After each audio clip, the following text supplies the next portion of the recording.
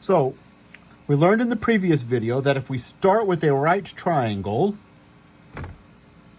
embedded in a circle with the center here by the angle we're looking at the origin, and then go over, that's adjacent, that would be the x value. We go up, opposite, that would be the y value. We could find the radius, that would be the hypotenuse. We came up with these relationships.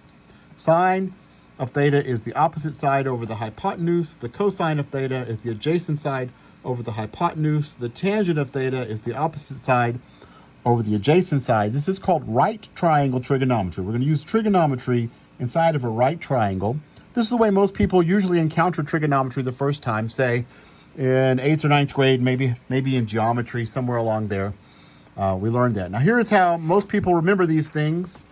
Either, and you do need to learn those relationships there about the sine, the cosine, the tangent. Either they learn the word SOHCAHTOA, which is not a real word, but SOHCAHTOA means the sine is the opposite over the hypotenuse, the cosine is the adjacent over the hypotenuse, and the tangent is the opposite over the adjacent.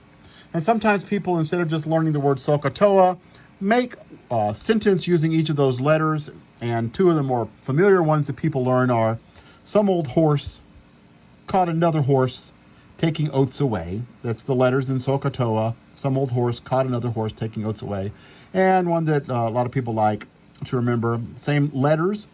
Some old hippie caught another hippie tripping on acid. Those are going to help you remember the right triangle relationships. And what can we do with that? So suppose I have a right triangle. It's a right triangle that's 90 degrees. And all I know about this right triangle is this side is 15 centimeters and that side is 37 degrees. Based on that, the pieces that I have already drawn in black, I can find everything else. I'm going to do those in red.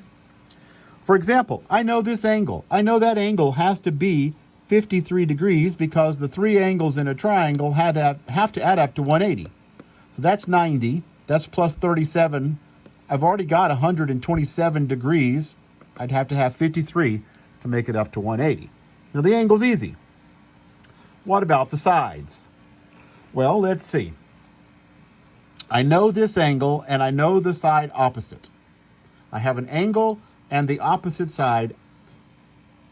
The cosine's not going to help me at all. The cosine needs the adjacent side. But notice the sine and the tangent both involve the opposite side. And the sine and the tangent will help me find the other sides. I have an angle and I have the side opposite. So for example, let me call this H, and let me call that one A for adjacent. I know that the sine of the angle 37 degrees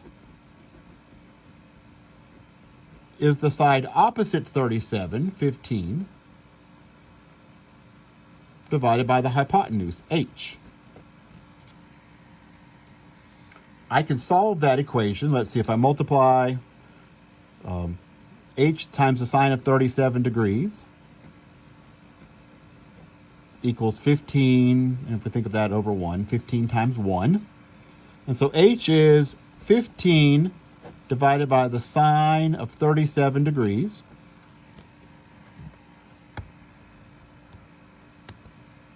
Make sure your calculator's set in degrees. Mine is. And I'm going to find 15 divided by the sine of 37 degrees. And I got 24.9, let's say. And that's the hypotenuse, 24.9 centimeters.